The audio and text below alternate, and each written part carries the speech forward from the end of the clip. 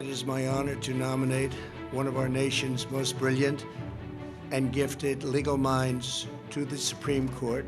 Next on Currents News, Coney Barrett. She is the nominee for the Supreme Court. Who she is and reaction to the president's pick of a conservative Catholic. Catholic Migration Services filing charges against this Brooklyn-based company for firing workers protesting over masks and sanitizer. I'm Emily Drooby. That's ahead. Also tonight, the alarming spike in COVID cases in Brooklyn and Queens neighborhoods with large Orthodox Jewish communities. Plus, parishioners join forces to clean away the hate from not one, but two churches vandalized over the weekend. The news starts right now.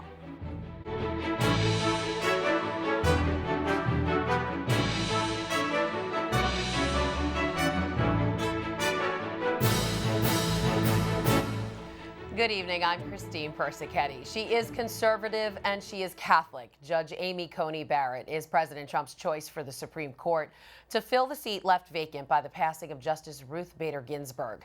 The announcement made Saturday in the White House Rose Garden. If the Senate does me the honor of confirming me, I pledge to discharge the responsibilities of this job to the very best of my ability.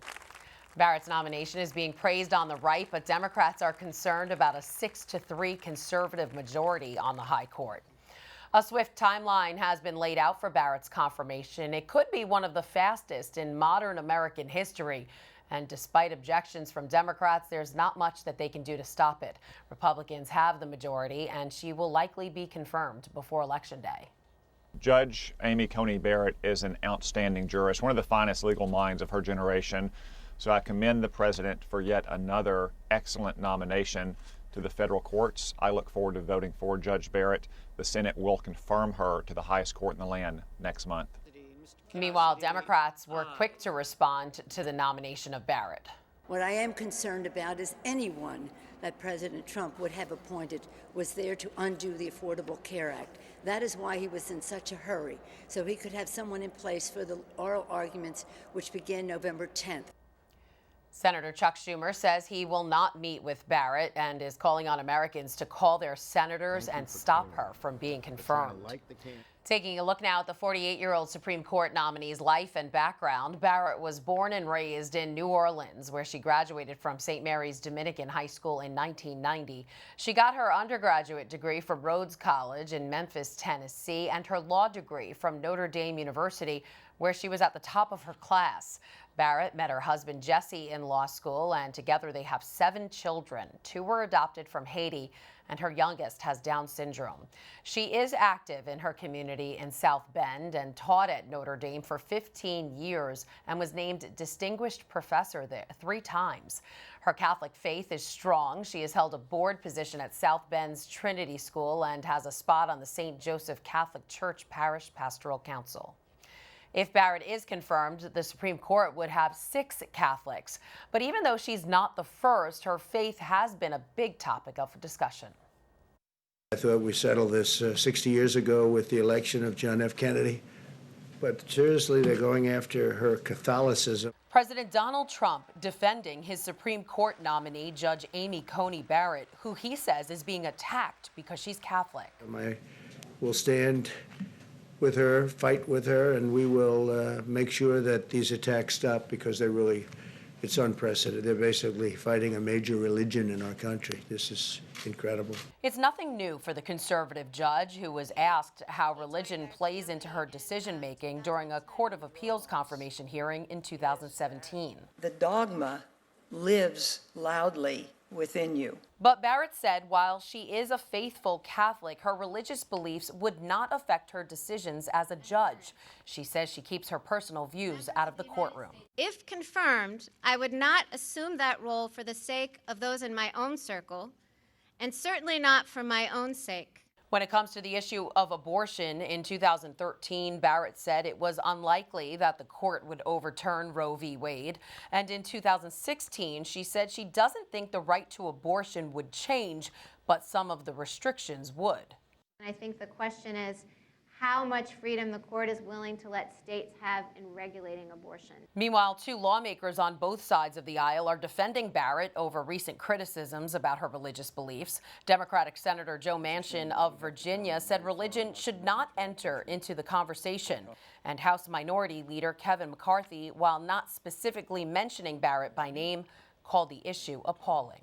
I think as a nation, that's appalling that they would judge somebody by the faith that they have. We have freedom of religion.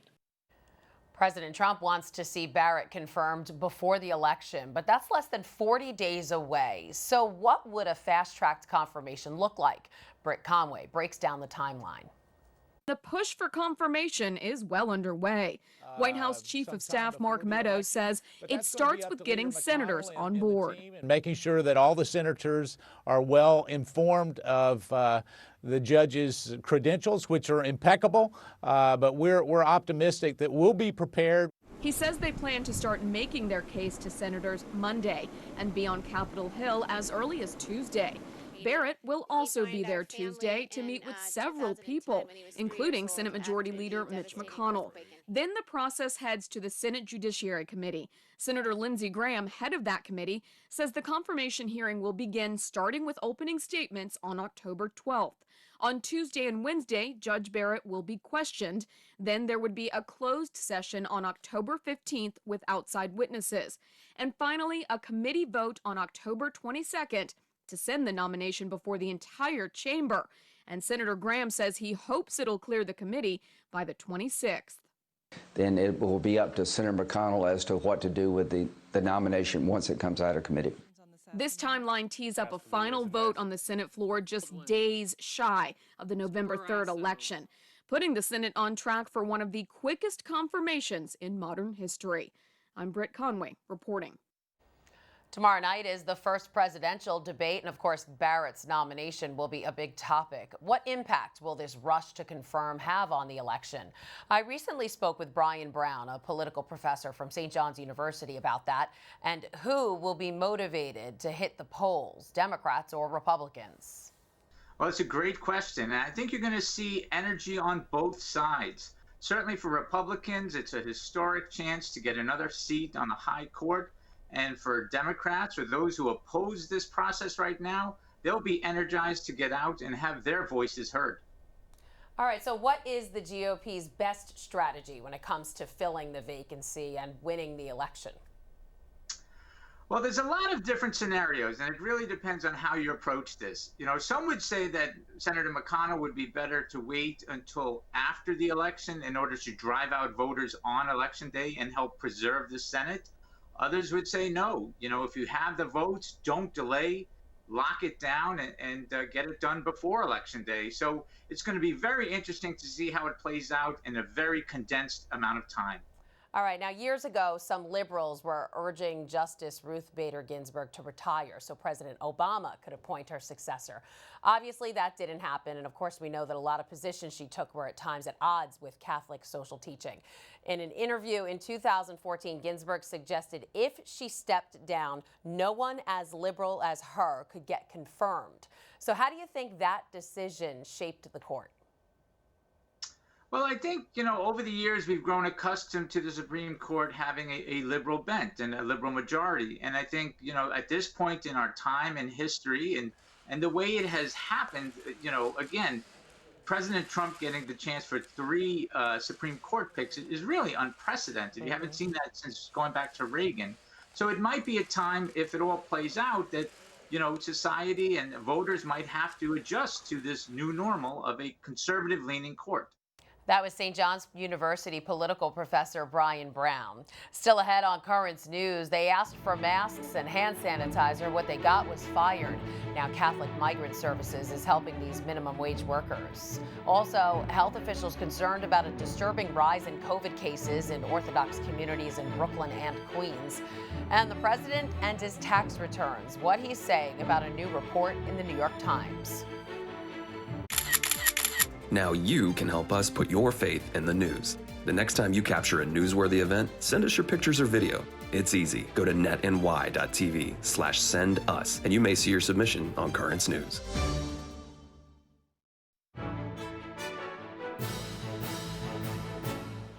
They say they lost their jobs because they asked for protective gear during the pandemic.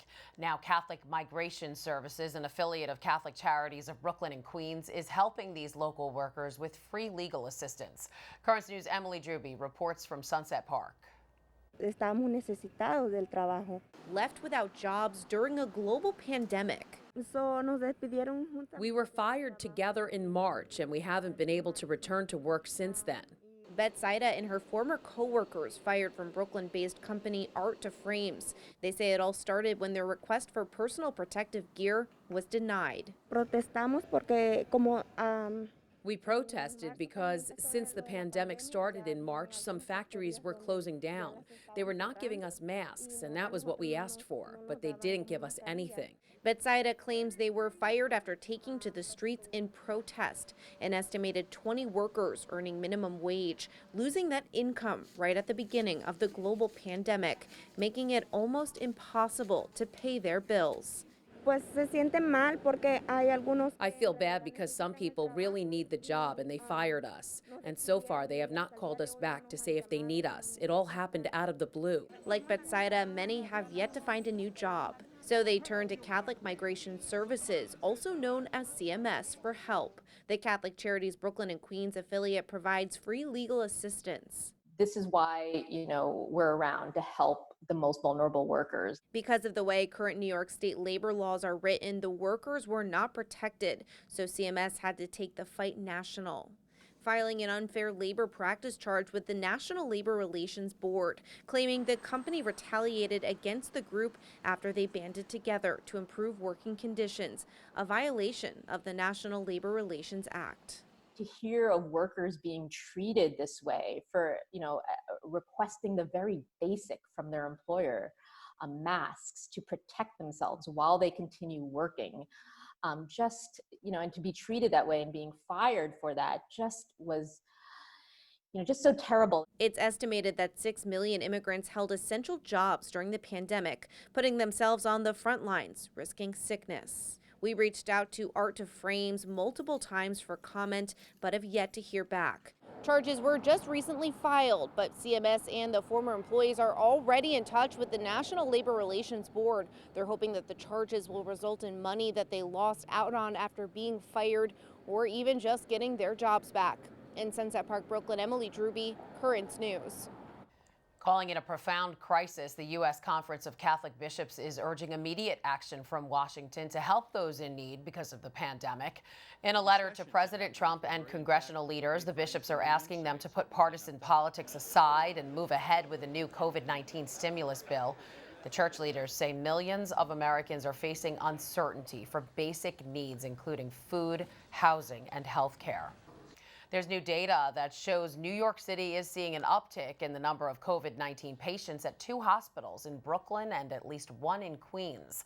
There's been an alarming rise in the number of cases in both boroughs, the largest seen in 4 neighborhoods dubbed the Ocean Parkway Cluster.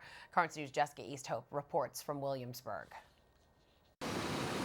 The threat of closing is once again looming over non-essential businesses. In recent weeks, 8 neighborhoods have been identified as having clusters of new COVID-19 cases, prompting the city and health department to take action. Now we have a bigger problem on our hands. The situation, particularly in southern Brooklyn, is causing a lot of concern here.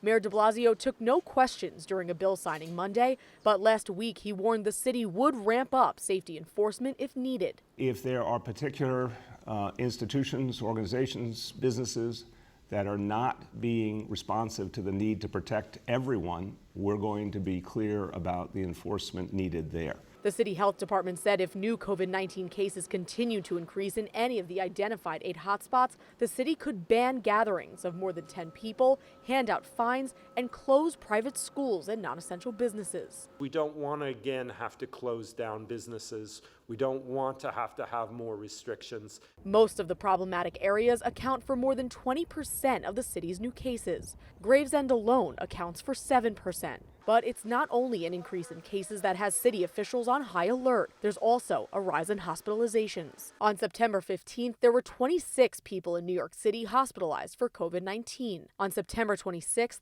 that number shot up to 278. One of the hotspots is Williamsburg, where Gabe Heim and his twin brother Danny own the Brooklyn Barber.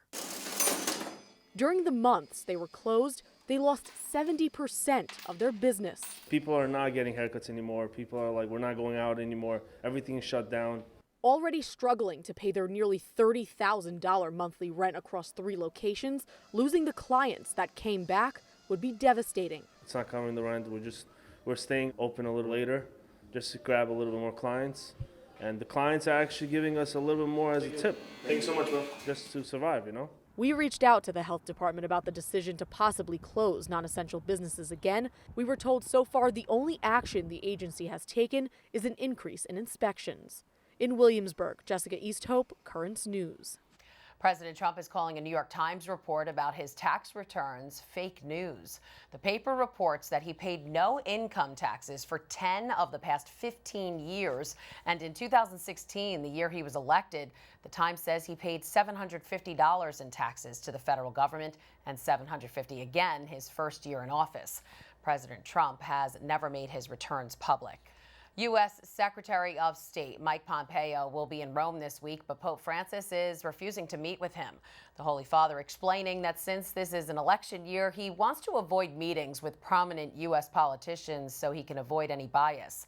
Instead, Pompeo will meet with the Vatican Secretary of State, Cardinal Pietro Parolin, and Foreign Minister Archbishop Paul Gallagher. Quest'anno ho voluto dedicare il mio messaggio agli sfollati interni, i quali sono costretti a fuggire, come capitò anche a Gesù e alla sua famiglia. Pope Francis did offer special greetings to migrants and refugees during his Sunday Angelus. The message in honor of the World Day of Migrants and Refugees. This year's theme is dedicated to internally displaced people. 2 Catholic churches in California have been vandalized with mixed messages. St. Peter's Chaldean Cathedral and Our Lady of Perpetual Help Church were both covered in swastikas and white power slogans, as well as Black Lives Matter and Biden 2020. The surveillance footage of the mess has been given to law enforcement. Father Daniel Shaba of St. Peter's Cathedral has his own message for whoever is responsible.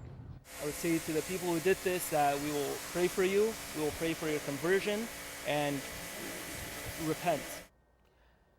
Parishioners lending a hand on Saturday using power washers and paint rollers to remove the messages.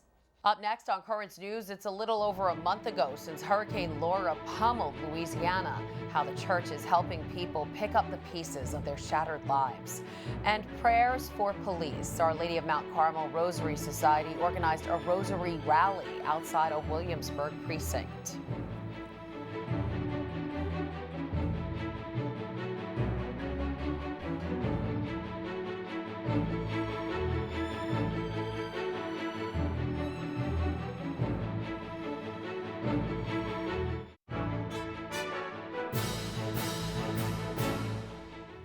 Yesterday marked 1 month since Hurricane Laura touched down in Louisiana, and we are now getting the full picture of a diocese in disarray thanks to the natural disaster.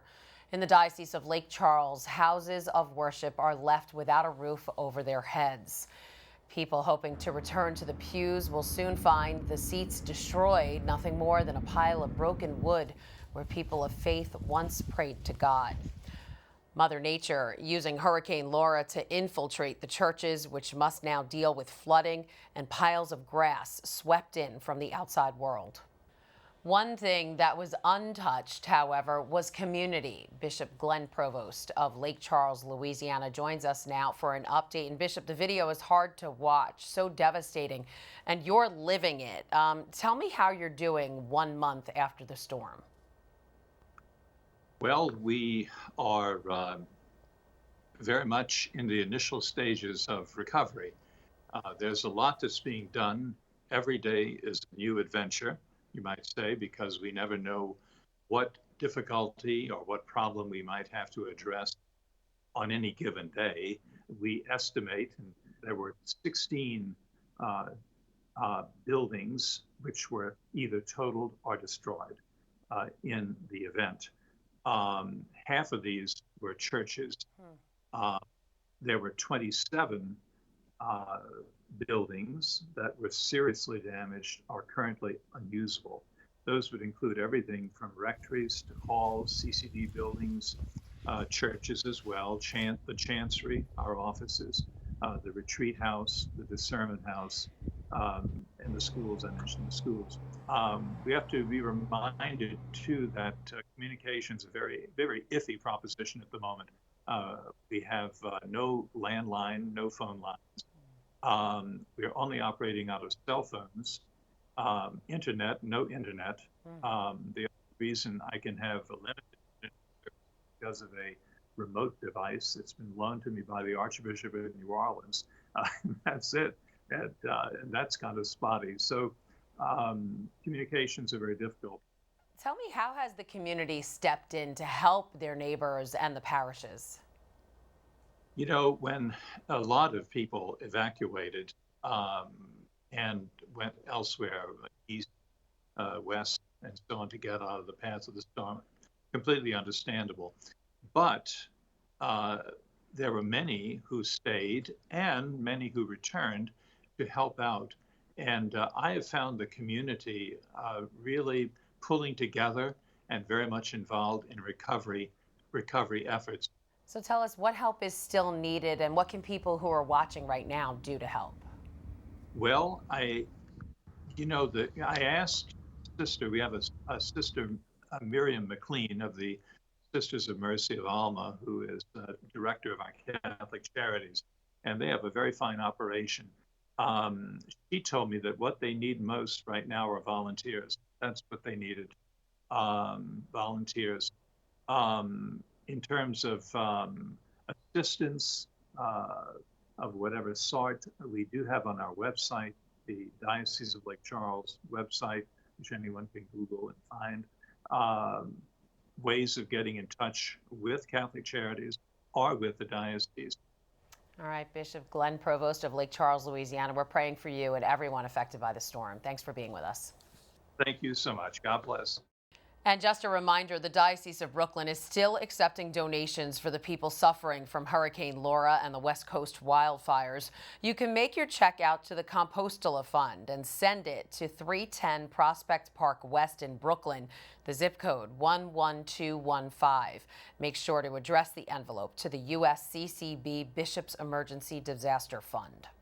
Parishioners at St. Finbarr's Catholic Church in Brooklyn took to the streets to celebrate their faith. This weekend was the annual procession for the Feast of St. Michael the Archangel. It's believed in the early 20th century, the Archangel appeared in a city in Guatemala that is the native home of many at St. Finbarr. The appearance was interpreted as a message from God. And finally tonight, it was a message to God that brought people out in Williamsburg.